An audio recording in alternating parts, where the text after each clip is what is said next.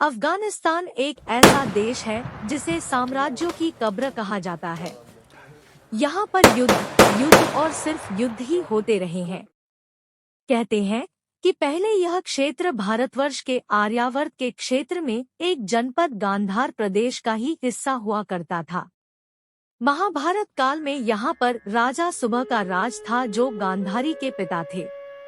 मित्रों, ऐसी ही धार्मिक जानकारी लेने के लिए मेरे चैनल को सब्सक्राइब अवश्य करें और बेल आइकन को प्रेस कर ले, जिससे कोई भी न्यू नोटिफिकेशन मिस ना हो। तो चलिए शुरू करते हैं आज की प्रस्तुति। कहते हैं कि राजा सुबह की पुत्री गांधारी ने धृतराष्ट्र से मजबूरीवश विवाह किया था। इसका कारण भीष्म थे।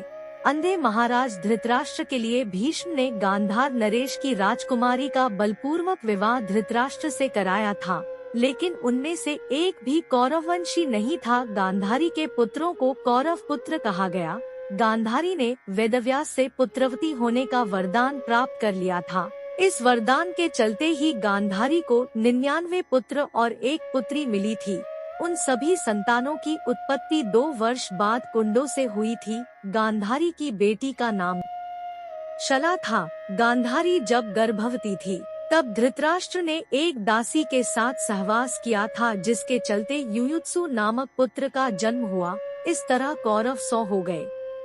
पिता की मृत्यु के बाद गांधार का सारा राजपाट शकुनी के हाथ में आ गया। गांधारी का शकुनी नामक एक भाई था। ऐसा कहते हैं कि भीष्म ने राजा सुबल के पूरे परिवार को नष्ट कर दिया था, तो उसका बदला लेने के लिए शकुनी ने कौरव और पांडवों को आपस में लड़वाकर पूरे हस्तिनापुर को नष्ट करने की साजिश रची थी।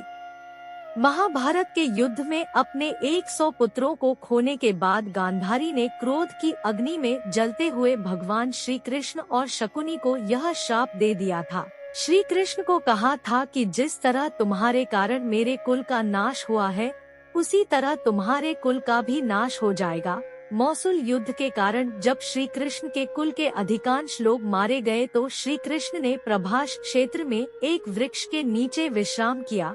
वहीं पर उनको एक भील ने भूलवश तीर मार दिया, जो कि उनके पैरों में जाकर लगा। इसी को बहाना बनाकर श्री कृष्ण ने देह को त्याग दिया। उसके बाद द्वारिका नगरी समुद्र में डूब जाती है। गांधारी ने गांधार नरेश शकुनी को श्राप दिया कि मेरे 100 पुत्रों को मरवाने वाले गांधार नरेश, तुम्हारे राज्य में कभी शांति नहीं रहेगी।